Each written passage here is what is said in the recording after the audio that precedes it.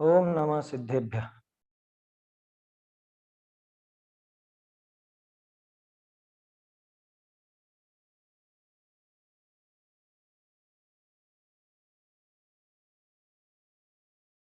जयति जिनो धृति धनुषा मिषुमाला भवति योगी योधानां यद्वाक् करुणामयी अपि मोहरिपु प्रहतये तीक्ष्णा।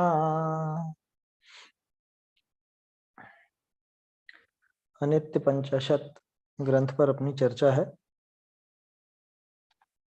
कल अपन ने 43वां छंद देखा था, जिसमें अपन ने देखा कि जो भी व्यक्ति संपदा, रुपए पैसे, यानी जो कुछ भी अपनी संपदाएं हैं, और इसके साथ ही अपने पुत्र स्त्री आदि या और भी जो जगत की वस्तुएं हैं, उनका मद करता है। पहले तो ये वस्तुएं कैसी कि जैसे पहाड़ के शिखर पर दिया वो एक क्षण मात्र में बुझ जाने वाला है, वैसी ये सब वस्तुएं हैं। और ऐसी ये क्षण भंगुर वस्तुएं होने पर भी जो इनका मद करता है, उसके लिए 3 उदाहरण दिए कि वो अपने हाथ से मुट्ठी बना करके आकाश का घात करना चाहता है, या सूखी हुई नदी को तैर कर पार करना चाहता है, या प्यास से व्याकुल होकर मरीचिका, उस बालू रेत को पीना चाहता है। और ये दशा सारी की सारी पागलपन की दशा है, क्योंकि इसमें निरर्थकता है, मतलब कुछ सार्थकपना है नहीं, ये कार्य सफल होते नहीं है, इसलिए ये बिल्कुल निरर्थक कार्य है। ऐसी दशा है जीव की। ये क्षणभंगुर होने के बावजूद इनका मद करता है, इससे बढ़कर और क्या पागलपन होगा। पाठ कर लेते हैं एक बार अपन 39 से।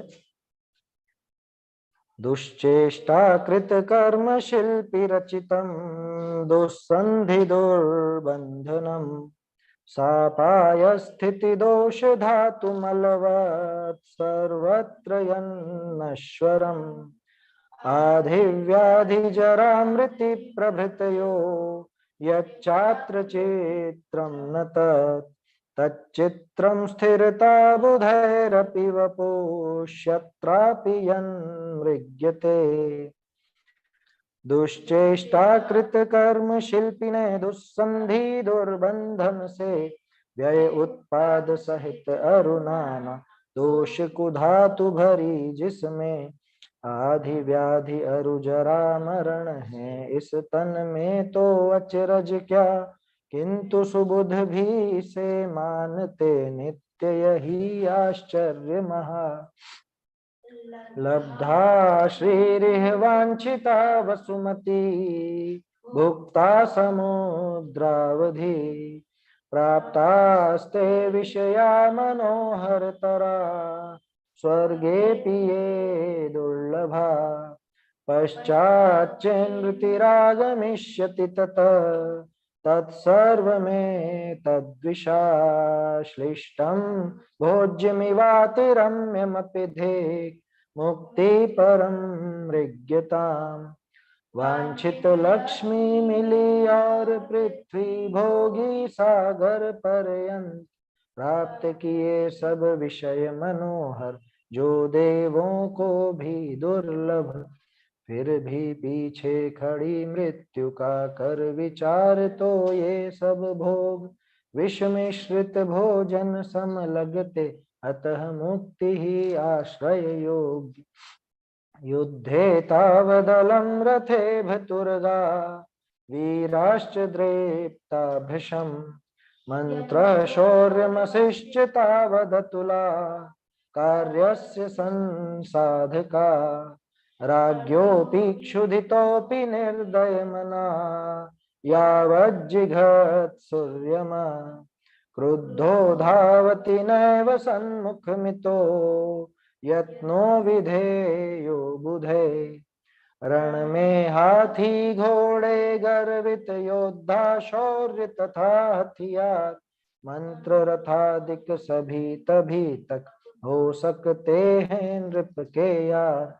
जब तक भूखा निर्दय क्रोधी जीवों का भक्षण कामी, यम नहीं सन्मुख दौड़ा आवे, अतः प्रयत्न करें ज्ञानी। राजा क्षण मात्र तो विधिवशात् द्रंकायते निश्चितम्, सर्वव्याधि विवर्जितोऽपि तरुणोऽप्याशु क्षयं गच्छति। अन्ये किं किल सारतामुपगते, श्रीजीविते ते द्वैतयो। संसारे स्थितिरीदृशीति विदुषा, क्वान्यत्र कार्यो मद। कर्मोदयवश महान नृपति भी क्षण में निर्धन हो जाता, सर्व रोग परिमुक्त युवा भी हरे मृत्यु मुख में जाता। सारभूत धन जीवन नश्वर, अन्य पदार्थों की क्या बात। अरे विचित्र दशा है जग की, अतः सुधी न करें ममकार। हन्ति व्योम समुष्टिनाथ सरितम्, शुष्कान्तरत्याकुल।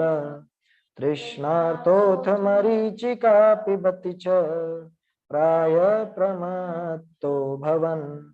प्रोत्तुङ्गाचलचूलिका गतमरोत्प्रेङ्खत्प्रदीपोपमय, यसम्पत्सुतकामिनी प्रभृतिभिः कुर्यान्मद मानव। गिरिशिखरों पर तीव्र पवन से कंपित दीपक शिखा समान, चंचल लक्ष्मी पुत्र कामिनी में जो नर करता अभिमान। उन्मादी होकर वह नभ में मानो करता मुष्टि प्रहार, तैर रहा सूखी सरिता में करता मृग मरीचिका पान। यहाँ तक कल अपनी चर्चा हो गई थी। अब अगला 44वां छंद अपने को देखना है। कल अपन ने देखा कि ये सारी वस्तुएं क्षणभंगुर होने पर भी जो इनका मद करता है वो महामूर्खता करता है।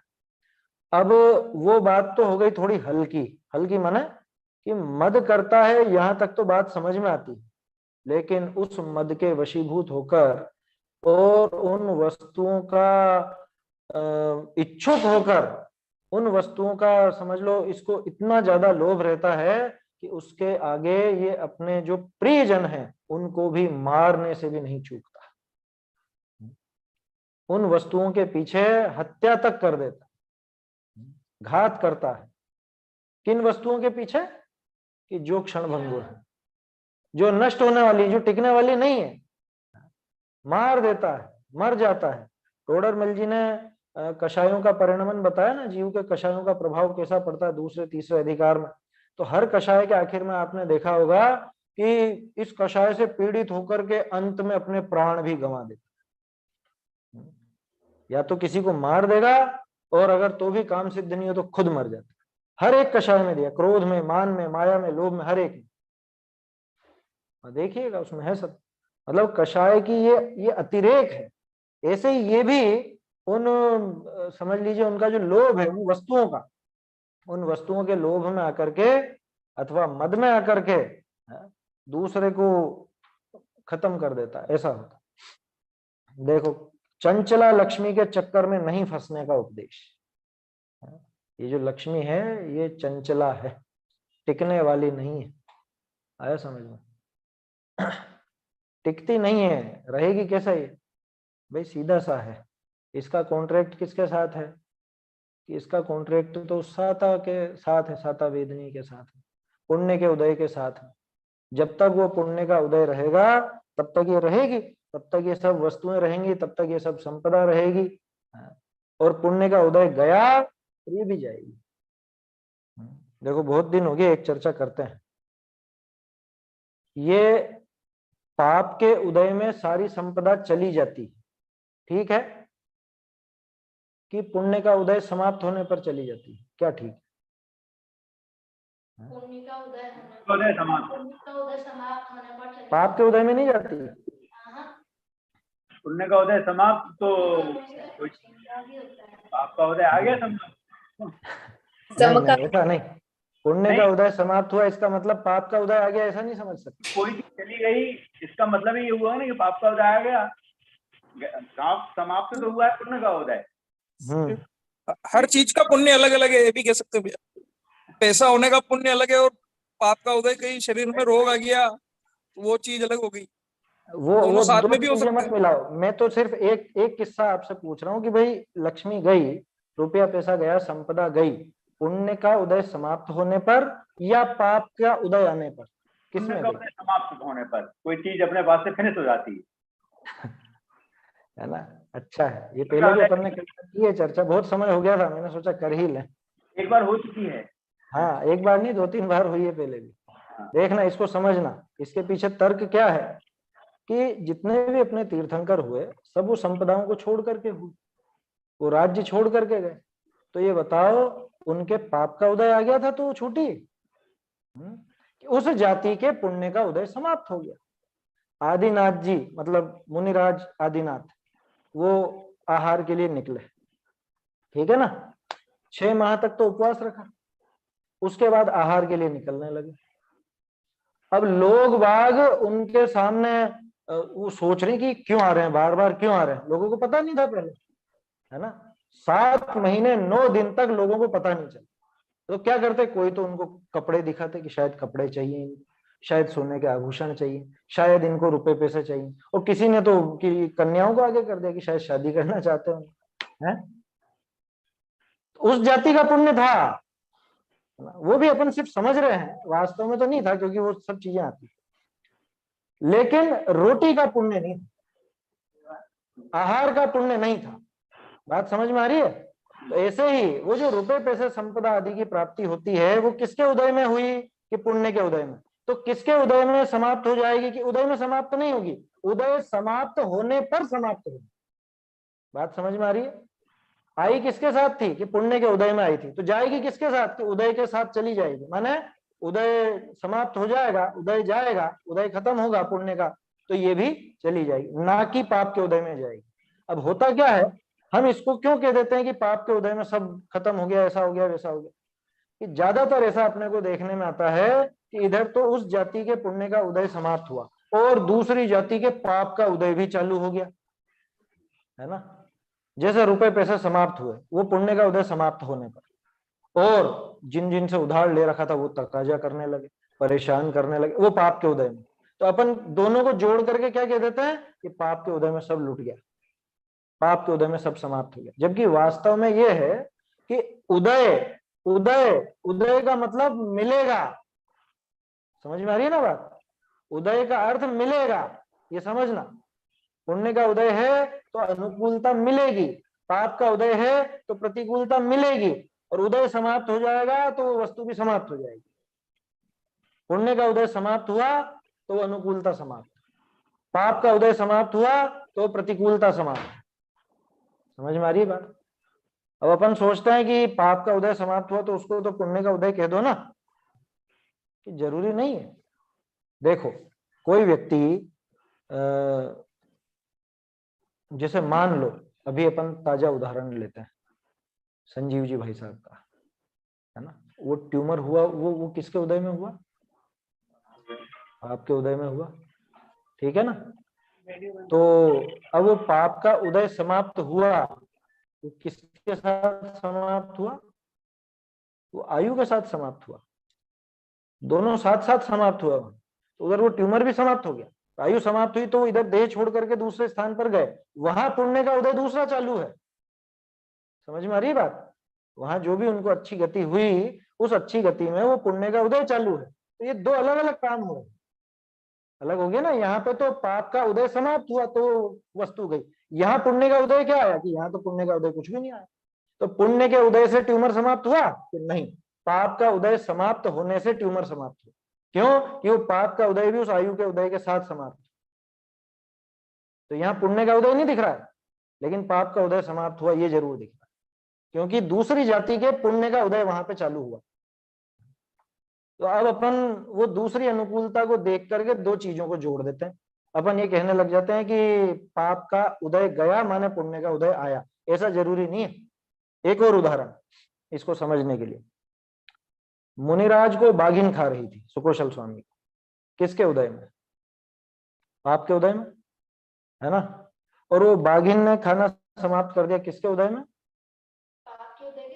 कि समाप्त हो गया, वहां तो सारा ही समाप्त हो गया। पुण्य का उदय कहाँ है? आज सारे उदय उदय सब समाप्त, कर्म ही समाप्त हो गए, तो पुण्य का उदय तो नहीं आया ना।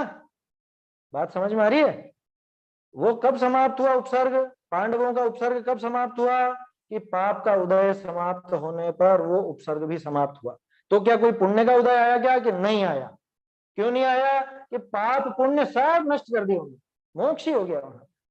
तो बात समझ में आ रही है? अनुकूलता मिलती है पुण्य के उदय में, अनुकूलता जाती है पुण्य का उदय समाप्त होने पर।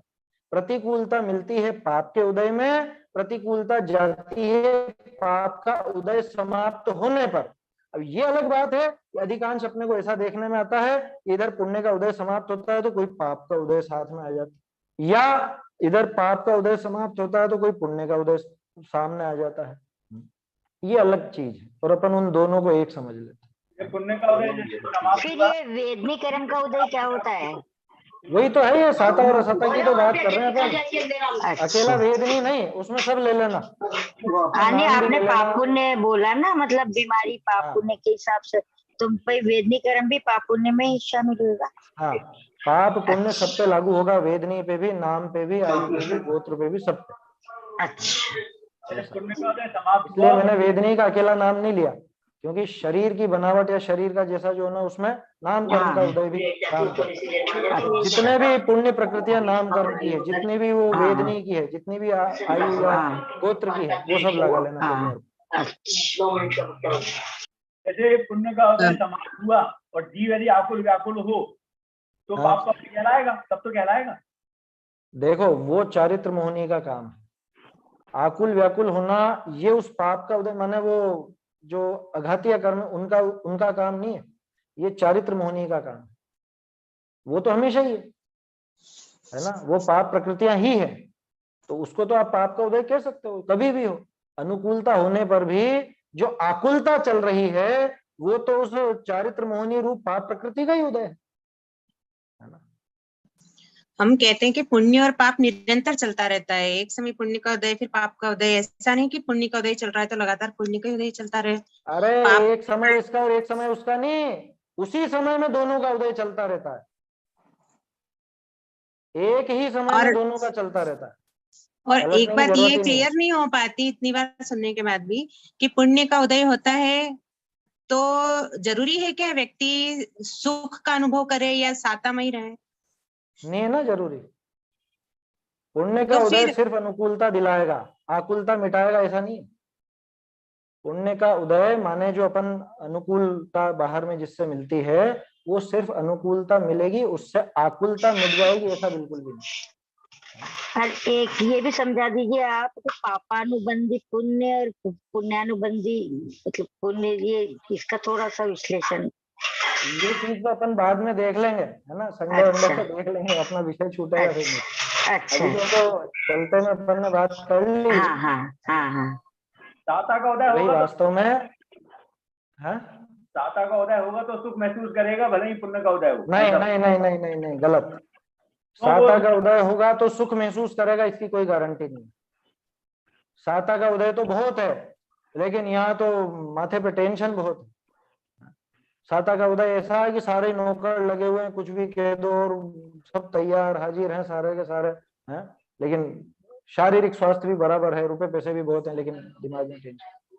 साता का उदय सिर्फ और सिर्फ अनुकूलता दिलाएगा, असाता का उदय सिर्फ और सिर्फ प्रतिकूलता दिलाएगा। इससे सुख या दुख का कोई लेना देना नहीं, कुछ भी लेना देना। मोक्ष मार्ग प्रकाशक में कि दुख की कारणभूत सामग्री हो और सुख की कारणभूत सामग्री हो, तो जिसका साता उदय होता है वो सुख की कारणभूत सामग्री का वेदन करेगा।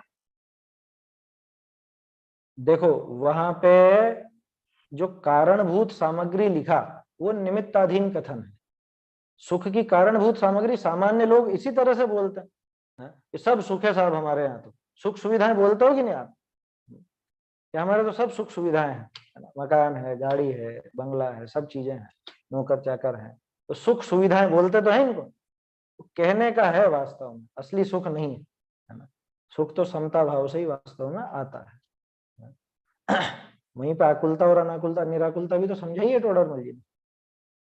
खैर अपनी बात यह है कि ये किसके उदय में मिलती है लक्ष्मी, बात यहां से चली थी कि ये पुण्य के उदय में आती है, और किसके ले जाने पर चली जाती है कि ये पाप के उदय में नहीं, पुण्य का उदय समाप्त होने पर चली जाती है।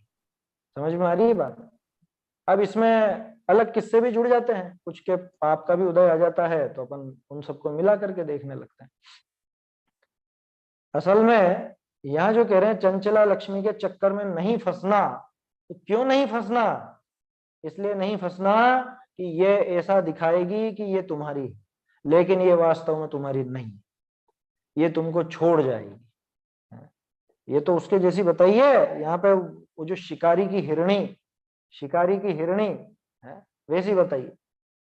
प्रवचन सार जी में वो हथिनी का उदाहरण है ना, मोह राग और द्वेष तीनों को समझाने के लिए हथिनी का उदाहरण दिया। क्या?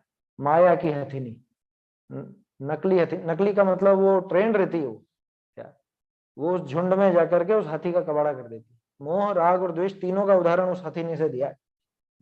वो ट्रेंड रहती है, उसको मालूम है किस जगह गड्ढे हैं, तो मुझे किधर किधर से बच के निकलना है, और हाथी उसके पीछे पीछे दौड़ता जाता है, सीधे जाके गिर जाता है। ये कि यहाँ पे हिरणी का है, ये शिकारी की हिरणी है। ये हिरणी वहां जाती है हिरणों के समूह में, और जब वो हिरणों को, अब हिरण भी जैसे बड़े हैं, तो बड़े हिरण क्या करते हैं, उस हिरणी के लिए फिर आपस में लड़ते। अरे मनुष्यों में होता है वैसे ही जानवरों में होता है, उसमें क्या है? यहाँ भी अपन पुराणों में पढ़ते हैं ना कि वो कन्या के पीछे ही राजकुमारों में लड़ाई हो गई है, राजा ने दूसरे राजा को मार दिया। वैसे ही जानवरों में होता है, अपना बल प्रदर्शित करते हैं, एक दूसरे को मार डालते हैं। किसके पीछे? हिरणी के पीछे। और हिरणी मिलती है फिर कि नहीं मिलती, वो चल देती है वो शिकारी के साथ।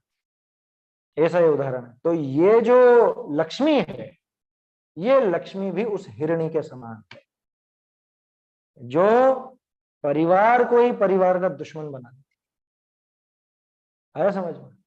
ऐसी ट्रेंड हिरणी है, इसलिए इसके चक्कर में नहीं आना। ये बात है। यहाँ तो देखते हैं 44वां। लक्ष्मीं व्याधमृगीमतीव चपलामाश्रित्य भूपा मृगा।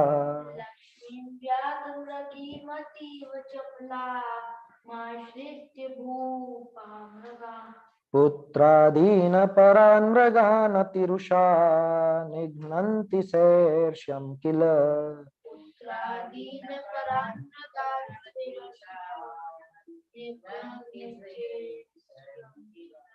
सज्जीभूत घनापदुन्नत धनु संलग्न संहच्छरम्।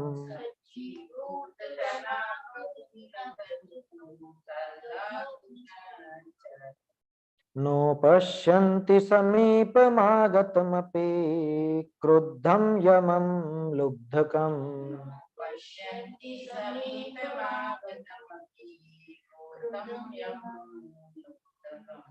लक्ष्मीं व्याधमृगीमतीव चपलामाश्रित्य भूपा मृगा।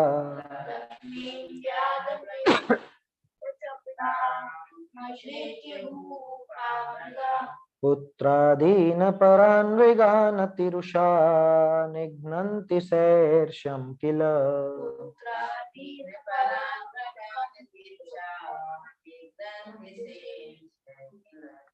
सज्जीभूत घनापदुन्नत धनु संलग्न संहच्छरम्।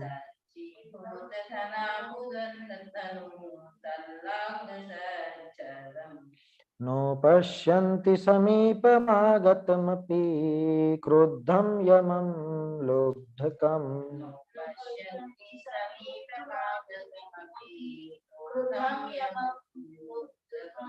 चंचल हिरणी सम संपत्ति नृप मृग को ईर्ष्यादिक हो। भ्रात सुतादिक अन्य मृगों को मारे अतिशय क्रोधित हो। किंतु आपदा धनुष बाण ले क्रोधित जो हिंसक यमराज, है समीप में उसे न देखे, यह है अति अचरज की बात। लक्ष्मीम की लक्ष्मी, व्याध मृगीम, ये व्याध की मृगी है। व्याध यानी शिकारी, शिकारी की हिरणी है ये। अतीव चपला, अत्यधिक चपल है, चंचल है। हिरण तो यूं ही चंचल होता, फिर उसके बाद ये ट्रेंड है, इसको सिखाया गया है, तो अत्यधिक चपल है। इसका आश्रित्य, इसका आश्रय लेकर के भूपा मृगा, की भूप यानी राजा, राजा रूपी जो मृग हैं वो क्या करते हैं, पुत्रादीन अपरान मृगान, जो पुत्र आदि अपर मृग हैं, अपर माने दूसरे मृग हैं, पुत्र आदि दूसरे मृग हैं, पुत्रादि रूप दूसरे मृग हैं, उनको अति रुषा, अति रोष के कारण, अत्यंत द्वेष के कारण निघ्नंती, निघ्नंती यानी उनको मार डालते हैं, उनका घात कर देते हैं। कैसे, शेरश्यम, शेरश्यम समझ में आया, ईर्ष्या सहित होकर, ईर्ष्या सहित होकर के, किल माने वास्तव में, कि जैसे एक हिरण उस हिरणी के चक्कर में अपनी ही संतति को मार देता है। हिरण विरण तो जंगल की बात है, बंदर आते हो आपके यहाँ तो बंदरों को देखा होगा कभी, बंदरों का समूह होता है, उसमें वो जो नर बंदर होते हैं वो जब तक छोटे रहते हैं तभी तक वहां रहते हैं, जैसे ही वो बड़े हो जाते हैं तो या तो वो उस समूह के राजा को, माने जो उनका मुखिया रहता है, या तो वो उसको मार के भगा देते हैं या वो इनको मार के भगा देता है। ये नियम है ये, या फिर बचपन में मारने की नहीं बचपन में नहीं करता मारने की, वो जब बड़े हो जाते हैं, जब उसको चैलेंज मिलता है उनकी तरफ से, तो या तो वो इसको हरा देते हैं या ये उसको उनको हरा देते हैं। किनको, कौन है वो सारे के सारे उसी की औलाद है, वो सब उसी के बेटे हैं, उस एक ही जो मुखिया है बंदर, उसी के बच्चे हैं वो सब, जो बड़े हो गए तो अब ये मुखिया इनको मारता। बोलो, ये हिरण का उदाहरण है ना, ये बंदरों के भी ऐसे ही, अन्य जगह भी ऐसा ही है। जंगली जानवरों में यही प्रवृत्ति होती है। अरे जानवरों की छोड़ो, मनुष्यों में यही प्रवृत्ति होती है। औरंगजेब ने शाहजहां को बंदी बना लिया था ना, और औरंगजेब का भाई था दारा शिकोह, बहुत विद्वान, उसको मार डाला। सुना होगा, इतिहास में पढ़ा होगा। ये सब पुराने किस्से हैं, अखबार उठा के देखो तो रोज एक ना एक किस्सा तो इसी तरह का मिल जाए। क्या, संपत्ति के लिए, रुपए पैसे के लिए पिता ने अपने ही पुत्र की हत्या कर दी, पुत्र ने अपने पिता की हत्या कर दी, भाई ने भाई को मार डाला। समझ में आई बात। अरे पत्नी ने अपने दूसरों के साथ मिलकर, या तो कोई प्रेमी या कोई और रिश्तेदार उसके साथ मिलकर के पति को मार दिया, पति ने पत्नी को मार दिया। बोलो, खूब ऐसे किस्से भी तो आते हैं। वो क्लेम उठाने के लिए इंश्योरेंस का क्लेम उठाने के लिए मार देंगे, और कुछ नहीं। तो ऐसी ये खतरनाक चपला हिरणी है ये जो लक्ष्मी है, इसके चक्कर में मत आना, इससे ज्यादा लोभ मत करना, इसकी ज्यादा इच्छा मत रखना। ये निर्दयी बना देगी, ये क्रूर बना देगी, ये मनुष्यत्व समाप्त कर देगी। आया समझ, कर देगी माना, गलती तो इसी की है, वो थोड़ी ना कहती है कि मेरी वजह से तू ऐसा हो गया, लेकिन वो ऐसे निमित्त रूप से कथन है, वो ऐसा कर देगी। अब अच्छा, खास बात ये, आत्मानुशासन के 26वें श्लोक में भी तो यही बात आई थी, पिता पुत्र को मार देता है धनोलक्ष्मी के कारण। हाँ वहां भी था ऐसा छंद। कौन सा था, 26वां? 26। हाँ वो नोट कर लीजिए, आत्मानुशासन में भी था इस तरह का, आत्मानुशासन 26वां। अगर पास में है तो बोल दीजिएगा, तो हमें मतलब। हाँ बोलिए, आप बोलिए। किंतु धर्म बिन पिता पुत्र भी हरे परस्पर प्राणों को, अतः धर्म ही सब जीवों का एकमात्र रक्षक जानो। धर्म के बिना, ये वास्तविक बात आ गई उसमें। इसका दूसरा पहलू आ गया उसमें। क्या, यहाँ पे पॉजिटिव कारण दिया था कि किसकी वजह से किया, वहां पे बताया कि क्या नहीं था उनके पास जो ऐसा किया, धर्म के बिना। जिसके हृदय में धर्म नहीं है वहां ऐसी प्रवृत्ति हुई, जिसके हृदय में धर्म का वास नहीं है वो ऐसे लोभ में आएगा और ऐसी विपरीतताएं करेगा ही करेगा। कर देगा, वो हत्या तक करने से नहीं चूकेगा। अरे ये जो जीवों का इतना घात होता है, ये सब उस लोभ के कारण ही तो होता है। लोभ चाहे वो रुपए पैसे का नहीं हो, खाने पीने का ही हो, ओढ़ने पहनने का ही हो, वो भी तो लोभ ही है ना।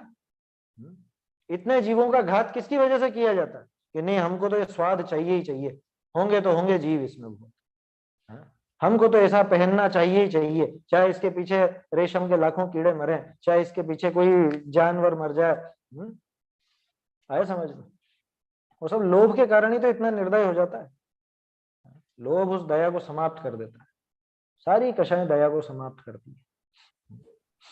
बीच में एक वीडियो आया था, लड़के को मना कर दिया मोबाइल के लिए मम्मी ने, तो उसने पूरा घर तहस महस कर दिया, ऐसा आया था। तो मतलब उसमें लगता है कि उसका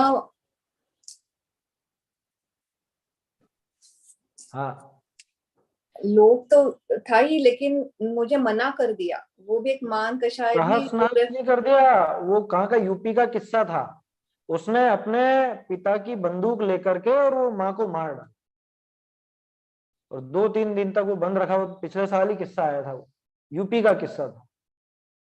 सिर्फ मोबाइल नहीं, वो गेम वेम नहीं खेलने देती इसलिए। इतना खतरनाक काम हुआ। छोटे छोटे बच्चे 12-13 साल के, 14 साल के, बोलो क्या उम्र है, कितनी क्रूरता, कितनी निर्दयता आ गई। किस लिए? मुझे मेरा जो मुझे वो विषय चाहिए, वो विषय भोग आज मुझे का किस्सा, आज की न्यूज है, पत्नी के 46 टुकड़े करके ऊपर टंकी में डाल दिए और टंकी पैक कर दी 3 दिनों तक। जब पुलिस वगैरह ने पूरी आ गए हैं, है ना। ये कोई पहली बार ही हो रहा हो ऐसा नहीं है। ये असल में जहाँ पे धर्म का वास नहीं है, जहाँ पे विषय का लोभ ज्यादा है, वहां ये काम होंगे ही होंगे। और क्या आशा रखते हो उनसे, वो क्या करेंगे? और वहां तो सारी क्रूरता नजर आएगी। पंचम काल कैसे कैसे वो नीचे जाता जा रहा है ना, छठे काल की तरफ, तो क्रूरता बढ़ती जाएगी। पुराणों में भी अपन ने खूब किस्से पढ़े हैं इस तरह के। खास बात ये नहीं है कि वो दूसरे को भी मार देता, खास बात तो अब आ रही है कि वो उसको मारने में या दूसरे का घात करने में इतना व्यस्त हो गया कि देखो हिरणी किसकी थी, वो शिकारी की थी। तो अभी शिकारी का रोल ही नहीं आया। अभी वो शिकारी जो चुपचाप उसके पीछे पीछे चला रहा है, ये मूर्ख की तरह अपने उनसे लड़ता रहता है, और वो शिकारी आकर के पीछे से इसका काम तमाम कर देता। सज्जीभूत जिसने सजा रखा है, यानी तैयार कर रखा है, किनको? घन आपद उन्नत धनु, जिसने धनुष को उठा रखा है, उन्नत कर रखा है। कैसा धनुष? घन आपद, भयंकर आपदा रूपी धनुष जिसने उठा रखा है, और जिसपे शर यानी बाण किसका लगाया? संहत, संहत यानी मृत्यु का। संलग्न संहत क्षरम, कि जिसने उस उठाए हुए बाण पर ये मृत्यु रूपी उठाए हुए धनुष पर मृत्यु रूपी बाण सजा रखा है। नो पश्यंती, लेकिन उसको ये देख नहीं पाता।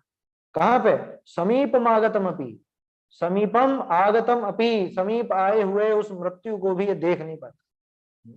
उस शिकारी, मृत्यु रूपी शिकारी को देख नहीं पाता। कैसा? क्रुद्धम यमम लुब्धकम, कि वो जो प्राणों का लोभी और क्रुद्ध यम है, उसको, यम यानी वही मृत्यु, उसको ये देख नहीं पाता।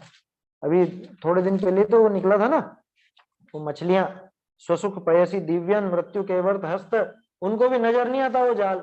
ऐसे ये हिरणों को, हिरण माने कौन? हिरण का तो नाम है अपन लोग, कि ये विषय भोगों में लगे हुए लक्ष्मी के लोभी जीवों को वो मृत्यु आती हुई नजर नहीं आती। ऐसी बहुत कथाएं हैं, है ना। उस लोभ के वशीभूत होकर के वो मरने तक मरने को तैयार हो जाता है। बहुत से ऐसे पुराने लोग ऐसे मिलते थे, क्या मतलब मिले बहुत सौ को। डेड बॉडी मिली, कैसी मिली? कि वो अपने जो भी क्या रहता है पुराना अंग रखा पहनने का होता है, तो अंदर ही उसमें वो मोहरे वगैरह सब भरी, साथ में ही रख करके मरे। मरते टाइम भी वो नहीं छोड़ेंगे। अपना जो ये समझ लो पहनने का कपड़ा है, उसके अंदर की जेब, अंदर की जेब में वो पोटली बांध करके, या कमर पे पूरी ऐसी पट्टी बांध करके मरेंगे। उसमें मोहरे वगैरह जो भी सोने की चीज है, जो भी रुपए पैसे वो उसमें लेके। इतने लोभी, इतने लालची। अरे बचपन में सबने वो कहानी पढ़ी होगी, लोभी चिड़िया की कहानी। लोभी चिड़िया की कहानी नहीं पड़ी क्या? एक दाना और खा लो, एक दाना और खा लो, एक दाना और खा लो, इतने में वो जो बैलगाड़ी है वो बैलगाड़ी के पहिए में आकर के चपटी हो जाती है। हाँ, ये गजब की बात है, उसको भोग भी नहीं पता, कैसी विडंबना है। जिसके लिए दूसरे को मारने को तैयार, जिसके लिए खुद मरने को तैयार, उसको भोगे बिना मर जाता है, वो मौत आती हुई दिखती नहीं है उसको। तो बोलो कितना बड़ा मूर्ख है भाई। वस्तुओं का तो मतलब ये लक्ष्मी के तीन ही उपयोग, तीन ही दशा है इसकी, दान, भोग या नाश, तीन में से कुछ होगा। या तो दान दे दो या भोग लो, नहीं तो नष्ट तो होनी ही होनी। इन तीन के अलावा और कोई गति नहीं होती रुपए से। फिर बात ऐसी क्यों करते हैं कि लक्ष्मी पुण्य के उदय से आती है? जिनके पास है धन धान्य, हमारे पुण्य का उदय, ऐसा क्यों कहते हैं? पुण्य का उदय है तभी तो आई है, इसमें क्या समस्या है? लक्ष्मी से पुण्य का क्या वास्ता? अरे तो और किसका वास्ता भाई? लक्ष्मी माने रुपया पैसा, यानी वो अनुकूलता, वो किसके उदय से मिली? वो अनुकूलता उसके पुण्य के उदय से मिली, इसमें क्या समस्या है? हाँ, और एक व्यक्ति वो है जो सब कुछ होते हुए भी त्याग कर देता है सब चीजों का। हाँ? उसको ये सामग्री, भौतिक संसाधन नहीं सुहाता, तो क्या उनके पुण्य का हीन क्षय माने? उनका पुण्य का उदय था और उस पुण्य के उदय को, यानी उदय में मिली सामग्री को भी उन्होंने छोड़ा। तो जब छोड़ा ना, तो ये तो समझ लेना कि वो पुण्य का उदय भी वहां समाप्त हुआ। इनने तो छोड़ा है, इसके भाव छोड़ने के, और उधर वो उदय भी समाप्त हुआ है, क्योंकि उदय हो तो वो साथ में रहेगी। फिर ये बनेगा ही नहीं कि इधर तो पुण्य का उदय बहुत है 6 खंड के राज्य का, लेकिन अब तो ये मुनि बन गए, ऐसा नहीं होगा। वो समाप्त होगा, उसके बिना नहीं जाएगा। आया समझ? तो जैसे जो मुनिराज अगर गृहस्थ दशा का त्याग कर देते हैं सब चीजें, हाँ, तो क्या ये बोले कि उनके पुण्य का क्षय हो गया? हाँ, वो पुण्य समाप्त हो गया उनका, वो पुण्य समाप्त हो गया। इसका अर्थ पाप का उदय थोड़ी ना आ गया, ऐसा उस जाति का पुण्य भैया नहीं है। आत्मानुशासन में उस समय आया था ना कि 3 उत्कृष्ट स्थितियां बताई थी। एक तो जिसके पास पैसा होता है और वो भोगता है, वो तो निकृष्ट स्थिति। हाँ, एक पैसा होते हुए भी उससे राग नहीं रखता है, वो उससे उत्कृष्ट। और हाँ, होते हुए भी सब कुछ छोड़ देते हैं, वो सर्वोत्कृष्ट। वो ग्रहण ही नहीं करता, वो यूं था, ग्रहण ही नहीं करता है, वो ग्रहण ही नहीं करता, वो सबसे ऊंचा। मतलब एक तो कि जिसके पास पैसा है और वो भोगता है, उसको संपदा को भोगे, वो तो नीचा। और संपदा है और उसको नहीं भोगता, उससे विरक्त रहता है, वो उससे ऊंचा। और तीसरा, कि उसको स्वीकार ही नहीं करता, पहले ही छोड़ देता दूर से ही, वो सबसे ऊंचा व्यक्ति। और एक और बात जो आई अभी अभी जो आप पूछ रहे थे ना कि उनके फिर पुण्य का उदय समाप्त हो गया क्या, इसमें ऐसे समझना, जैसे हम क्या कहते हैं, आज मैंने भोजन छोड़ा। घमंड होता है ना लोगों को, आज मैंने उपवास किया, आज मैंने भोजन छोड़ा। कि अरे आज तेरे रोटियों का पुण्य नहीं था, असलियत ये है, असलियत है। इधर इसके भाव ये हुए कि मैं छोड़ू, वो इसके भाव इसके पास। दूसरी तरफ उस जाति के पुण्य का उदय भी नहीं था कि आज इसको ये रोटी मिली। ये समझना, कोई व्यक्ति रहते हुए कोई चीज को छोड़ दे, हाँ, जैसे आप बोल रहे हैं उसका पुण्य का उदय समाप्त हो गया, तो दूसरी जाति का पुण्य का उदय शुरू हो गया ना, ऐसा नहीं? हाँ, हो सकता है, हो सकता है ना, उसमें क्या दिक्कत है? इस जाति का पुण्य नहीं है, दूसरी जाति का पुण्य का उदय है, उसमें क्या समस्या है? कोई मुनि बन गया, मान लो कोई व्यक्ति, हाँ, छोड़ के, तो दूसरी जाति का पुण्य का उदय शुरू हो गया।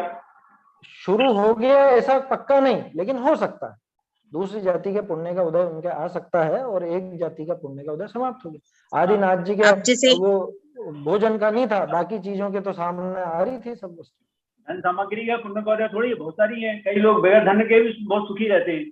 हाँ, सही है भाई, आपके रुपए पैसे का खूब पुण्य का उदय है, लेकिन स्वास्थ्य का पुण्य का उदय नहीं। तो आप बहुत सब संपदा होते भी, अरे मेरा तो सिर दुख रहा है, मेरा तो पेट दुख रहा है, मेरा तो ये हो रहा है, ये चलता रहेगा। अब जैसे कोई गरीब व्यक्ति है, अपन गाँव के लोग देखते हैं, एक सेकंड, वहाँ गाँव वाले अपन देखते हैं बहुत स्वस्थ रहते हैं, हट्टे कट्टे रहते हैं, मजदूर भी, उनके शारीरिक स्वास्थ्य संबंधी पुण्य का उदय, रुपए पैसे अनुकूलता संबंधी पुण्य का उदय नहीं। तो उसमें क्या दिक्कत है? पुण्य का उदय एक ही काम नहीं करता, दुनिया भर में जितनी भी अनुकूलताएं हैं वो सब पुण्य के उदय में, दुनिया भर में जितनी भी प्रतिकूलताएं हैं वो सब पाप के उदय में, ऐसा समझ के चल, है ना? ऐसा है यहाँ।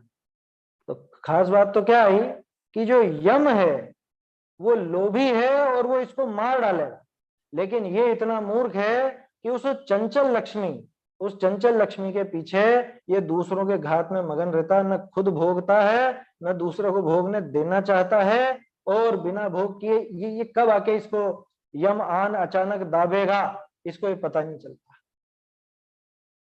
ये मृत्यु आकर के इसको घेर लेती है और इसको मालूम भी नहीं पड़ता।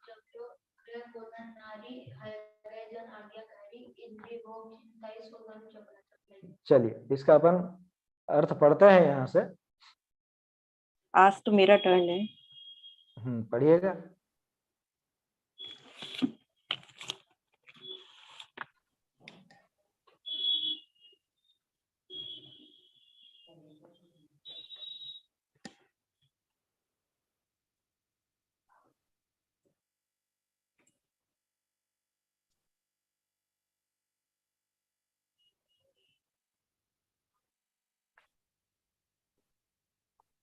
पढ़िए।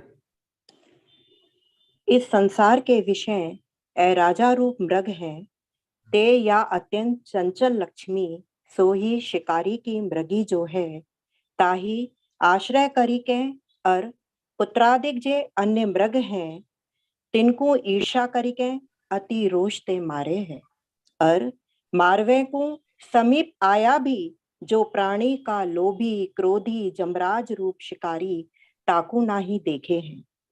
कैसाक है काल रूप शिकारी अत्यंत सजा, जो तीव्र आपदा रूप ऊंचा धनुष ताके विषय लगाया है, संहार रूपवान जाने ऐसा है।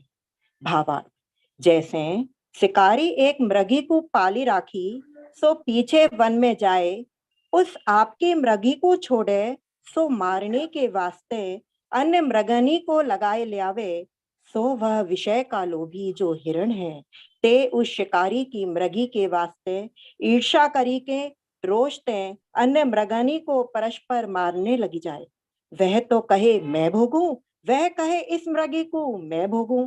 ऐसे करते शीघ्र ही शिकारी धनुष पर वान साध्या बैठा ही रहे, सो शीघ्र ही मरी लेवे हैं। ते शिकारी को वह मूड मृग है, ते मृगी के लोभ ते आधे हुए नाही देखे हैं। तैसे यह राजा हूँ मृग समान भय सते लक्ष्मी रूप शिकारी, मृगी ताके लोभ ते ईर्षा करिके आपके पुत्र भाई रूप जे अन्य मृग है, तिनको अति रोष ते मारे है। वह तो कहे इसको मारी लक्ष्मी को मैं भोगूं, और वह कहे इसको मारी लक्ष्मी को मैं भोगूं। ऐसे करते करते वह क्रोधी सर्व जगत का भक्षण करने वाला और आपदा रूप धनुष विषय लगाया है। संहार रूपवान जाने ऐसा प्राण का लोभी काल नामा शिकारी मारने को समीप ही तिष्ठे है। आजकल मैं अब ये प्राण हरेगा हीगा, ताको नाही देखे हैं ऐसा नाही विचारे हैं। जो मैं लक्ष्मी के वास्ते अनर्थ करूं हूं, सो यह कितने काल स्थिर रहेगी। आज काल में अचानक काल आए पहुंचेगा, पाप का फल दुर्गति विषय ही भोगूंगा। लक्ष्मी की जेठा की तेठा रह जाएगी, मैं इसके वास्ते कैसे अनर्थ करूं हूं ऐसा नाही विचारे। सो बड़ा अचरज की बात है। ताते भव्यनु को इस लक्ष्मी की वांछा छोड़ी धर्म धारण करके आत्महित करना ही योग्य है। आगे शोक के करने ते गुण का तो लेश नाही होए है, उल्टे बहुत दोष हुई है, ऐसा वर्णन करे। बहुत बढ़िया। एक भी मिस्टेक नहीं आई।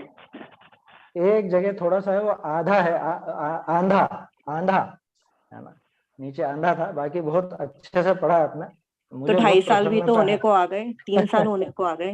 हाँ, शुरुआत से हूँ। ये वाला ग्रंथ है क्या? ग्रंथ है क्या ये वाला? नहीं, ग्रंथ तो नहीं है। ग्रंथ क्या मैं प्रिंट आउट निकाल लेती हूँ या फिर लिख लेती हूँ, क्योंकि मैं स्क्रीन पे नहीं देख सकती, दर्द होता है। अच्छा अच्छा,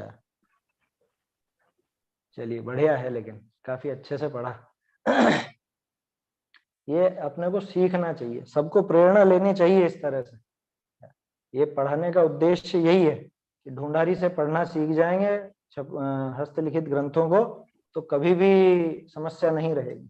पेज भी चलिए। साफ वाला मिला एक्चुअली, पेज भी साफ वाला था इस बार का। हाँ हाँ हाँ ठीक है, वो तो अनुकूलताएं सब दिखेंगी। ये भी बेहतर है। चलिए। इस संसार के विषय ए राजा रूप मृग है, ते या अत्यंत चंचल लक्ष्मी सोही शिकारी की मृगी जो है, ये देख ही लिया अपन ने, ये चंचल लक्ष्मी शिकारी की मृगी के समान है। ताही आश्रय करिके, वो राजा वगैरह इसके आश्रय से, और पुत्राधिक जो अन्य मृग हैं तिनको ईर्ष्या करी के अति रोष ते मारे, अत्यंत गुस्सा करके, गुस्सा तो है ही, तभी तो वो मारने करने का काम होगा, उसके बिना कैसे होगा। और मारने को समीप आया भी जो प्राणी का लोभी, ये प्राणों आएगा असल में यहाँ पे, नहीं प्रतिलिपिकार ने प्राणी कर दिया, ये वो आना चाहिए, प्राणों का लोभी, जिसको प्राणों का लोभ है, ऐसा प्राणों का लोभी क्रोधी जमराज रूप शिकारी ताकू नहीं देखे है, उसको नहीं देखता, अपने पास में आकर आ गया, बिल्कुल काल एकदम नजदीक आ गया, वो भी नजर नहीं आता। कैसा है काल रूप शिकारी कि अत्यंत सजा, यानी बहुत सज्जित कर रखा है, सजा रखा है, ऐसा तीव्र आपदा रूप ऊंचा धनुष ता विषय लगाया है, संहार रूप बाण जाने, ऐसा है ना, माने मृत्यु रूपी बाण उस पर लगा हुआ है। धनुष तो है आपदाओं का, मतलब आपत्तियां आएंगी, विपत्तियां आएंगी, और उस धनुष से जो बाण है, यानी मुख्य रूप से काम तो वो बाण ही करता, तो मृत्यु रूपी बाण उन आपदाओं के ऊपर चढ़ा हुआ है। भावार्थ, जैसे शिकारी एक मृगी को पाल नहीं राखी, सो पीछे वन में जाए उस आपकी मृगी को छोड़े ना, ये पूरी कथा आपको बताई थी। सो मारने के वास्ते अन्य मृगनी को लगाए लिया, वो हिरणी इतनी चंचल और चतुर होती है कि दूसरों को पीछे पीछे ले आती है, तो वो उसके पास ले आती है, शिकारी के पास। सो वह विषय का लोभी जो हिरण है, ते उस शिकारी की मृगी के वास्ते ईर्ष्या करी के रोषते अन्य मृगनी को परस्पर मारने लग जाए, एक दूसरे को मारने लग जाते हैं, सींगों से मारते हैं। वह तो कहे मैं भोगूं, वह कहे इस मृगी को मैं भोगूं, ऐसे करते शीघ्र ही शिकारी धनुष पर बाण साध्या बैठा ही रहे, वो तैयार रहता पेड़ के पीछे, सो शीघ्र ही मरी लेवे है, ये मार आएगा यहाँ पे, शीघ्र ही मार ही लेवे है, वो मार देता है उनको। देखो वो जो सुग्रीव का किस्सा है, माया सुग्रीव का, वो भी इसी तरह का था, है ना, राम जी छुप के बैठे हुए थे और उधर से वो लड़ते लड़ते उनका वो जो भी था वो घात कर दिया। ऐसे करते शीघ्र ही शिकारी धनुष पर बाण साध्या बैठा ही रहे, सो शीघ्र ही मार ही लेवे है, तिस शिकारी को वह मूढ़ मृग है, ते मृगी के लोभ ते आंधे होए ना ही देखे, अंधे हो गए, बिल्कुल दिख ही नहीं रहा है शिकारी आगे। तेसे यह राजा हूँ मृग समान भय सते, लक्ष्मी रूप शिकारी मृगी ताके लोभ होते हैं, ईर्ष्या करके आपके पुत्र भाई रूप जो अन्य मृग हैं तिनको अति रोष ते मारे, अत्यंत रोष से घात करते हैं एक दूसरे का। वह तो कहे इसको मारी लक्ष्मी को मैं भोगूं, कि इसको मार डालूंगा और मैं भोगूंगा ये सारी संपदा, और वह कहे इसको मारी लक्ष्मी को मैं भोगूं, दोनों एक दूसरे को मार करके वो अरे एक दूसरे के खिलाफ योजना बनाते रहते। ऐसे करते करते वह क्रोधी सर्व जगत का भक्षण करने वाला और आपदा रूप धनुष विषय लगाया है, संहार रूप बाण जाने, ऐसा प्राण का लोभी काल नामा शिकारी मारने को समीप ही तिष्ठे है, आज कल में अवश्य प्राण हरेगा, कि आज कल के अंदर ही निपटा देगा, इसको खत्म कर देगा, ताको ना ही देखे। ऐसे खतरनाक शिकारी को भी ये देख नहीं पाता, किसके वशीभूत होकर, इस लक्ष्मी के लोभ में आकर के। ऐसा ना ही विचारे है जो मैं लक्ष्मी के वास्ते अनर्थ करूं हूं, सो ये कितने काल थिर रहेगो। ये गजब की बात है, ये पंक्ति तो नोट करने जैसी है कि मैं जिसके पीछे इतनी योजनाएं बनाता हूँ, इतनी मायाचारी करता हूँ, इतनी तरह की बातें विचारता हूँ, दूसरे के खिलाफ विचारता हूँ, इस लक्ष्मी के लिए अनर्थ करता हूँ, तो ये कितने काल साथ रहेगी बताओ। रिश्वत लेने वाला सोचता है कि मेरे पास कितने समय तक रहेगा पैसा। अन्य जो व्यापार आदि में अनीति करते हैं, अन्याय करते हैं, कभी ये विचार चलता है कि कितने समय रह जाएगा, इसके पीछे क्यों मैं व्यर्थ में पाप बांधूं। अरे ये बात है ना, ये अपने को विषय भोगों के संबंध में भी सोचनी चाहिए क्या, कि जिन विषय भोगों के लिए हम इतने पाप करते हैं, ये विषय भोग भी कितने समय के, कितने समय साथ रहने वाले हैं। आज काल में अचानक काल आए पहुंचेगा, थोड़ी ही समय में काल आ जाएगा। आया समझ में? आयु जिन जिन की पूरी होती जाती है वो सब उठते जाते हैं, मतलब चले जाते हैं छोड़ करके। अपनी आयु भी कब आ पहुंचे अपन कह नहीं सकते। पाप का फल दुर्गति विषय ही भोगूंगा, ये नहीं सोचता वो। बोलो, ये 2 लाइनें बहुत अच्छी है इसमें। ये नहीं विचार है जो मैं लक्ष्मी के वास्ते अनर्थ करूं सो ये कितने काल स्थिर रहेगी। आज काल में अचानक काल आए पहुंचेगा, पाप का फल दुर्गति विषय भोगूंगा। लक्ष्मी की जेठा की तेठा रह जाएगी। लक्ष्मी तो ये संपदा तो यहाँ की यहीं रह जाएगी। मैं इसके वास्ते कैसे अनर्थ करूं हूं, ऐसा नहीं विचार है। बहुत बढ़िया पंक्ति आई है 3। ये तो चाहे तो आप नोट कर लीजिए अलग से, स्क्रीनशॉट लेना है वो ले लीजिए। क्या कि मैं ये विषय भोगों के लिए, इस संपदा के लिए जो अनर्थ करता हूं, ये कितने काल टिकने वाली है, और ये आयु समाप्त होने के बाद इसका, इस पाप का फल, ये जो विषय भोगों के लिए, लक्ष्मी के लिए मैंने जो पाप कमाया है, इसका फल तो नरक में मुझको ही भोगना पड़ेगा। आया समझ? भोग परिजन करे आप शुभ्र धाम ही, पूजा में पंक्ति आती है ना, कि खुद नरक में जाके भोगेगा। और ये लक्ष्मी, ये संपदा तो यहीं की यहीं रह जाने वाली है। ये जितने मैंने विषय भोगों के साधन जुटाए हैं, इनमें से एक भी अगली गति में जाने वाला नहीं है, और मैं उनके पीछे व्यर्थ के पाप कमाता हूं। ऐसा नहीं विचार है सो बड़ा अचरज की बात है। ताते भव्य निकू इस लक्ष्मी की वांछा छोड़ी, धर्म धारण करके आत्महित करना ही योग्य है। ये लक्ष्मी की, धन संपदा की, विषय भोगों की, इन सब की वांछा छोड़ करके आत्महित करना ही उचित है। प्राप्ते प्रयत्नो वर मुक्ति परम मृग्यताम, कैसी कैसी सूक्तियां दी अपने को आचार्य देव ने। आगे शोक के करने थे गुण का तो लेश नहीं हुए है, उल्टे बहुत दोष हुई है, ऐसा वर्णन करे है ना। अगले छंद में बताएंगे वो तो, कि भाई जो शोक करता है, मूल बात तो शोक की चल रही थी ना, पिछला प्रकरण जो था वो शोक के ऊपर ही था। जो भी शोक करता है उसमें गुण तो कुछ होता नहीं। माने अब कैसे ना कैसे तो समझाएं आचार्य देव, भाई शोक करने में कोई लाभ हो, कुछ दुखी होने में फायदा होता हो तो करो, लेकिन लाभ कुछ है नहीं, गुण कुछ होता नहीं है, उल्टे दोष ही दोष है। असाता का बंध होता है, असाता के अलावा भी बहुत कुछ बनता है। नहीं वो जो दोहा उसमें तो यही लिखा था कि शोक का अधिक विलाप करे तो वो असाता का ही बंध बनता है और मिलता कुछ नहीं। असाता मामूली चीज है। असाता का उदय कितने समय का, ज्यादा से ज्यादा कितने समय का है? सबसे ज्यादा किसका है? सबसे ज्यादा तो 70 कोड़ा कोड़ी वो दर्शन मोहनी का, और चारित्र मोहनी का 40 कोड़ा कोड़ी है ना। बाकी सबके इनसे कम ही है ना, बाकी सबके इनसे कम है। तो अब सोच लो, वो असाता भी ज्यादा नहीं है, उससे ज्यादा खतरनाक वो चारित्र मोहनी है, और वो दर्शन मोहनी है जो ये बांधता तीव्र व्यामोह से, वो ज्यादा खतरनाक है।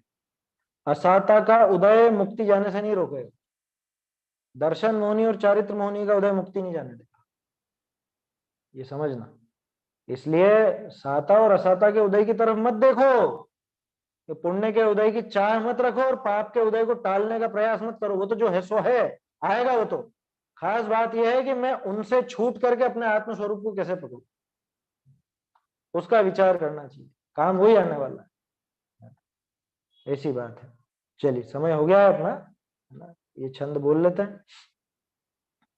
लक्ष्मीं व्याधमृगीमतीव चपलामाश्रित्य भूपा मृगा, पुत्रादीन परान् मृगानतिरुषा निघ्नन्ति शैर्ष्यं किल, सज्जीभूत घनापदुन्नत धनु संलग्न संहच्छरम्, नोपश्यन्ति समीपमागतमपि क्रुद्धं यमं लुब्धकम्, चंचल हिरणी सम संपत्ति पा नृप मृग की को ईर्ष्यादिक हो, भ्रात सुतादिक अन्य मृगों को मारे अतिशय क्रोधित हो, किंतु आपदा धनुष बाण ले क्रोधित जो हिंसक यमराज, है समीप में उसे न देखे ये है अति अचरज की बात।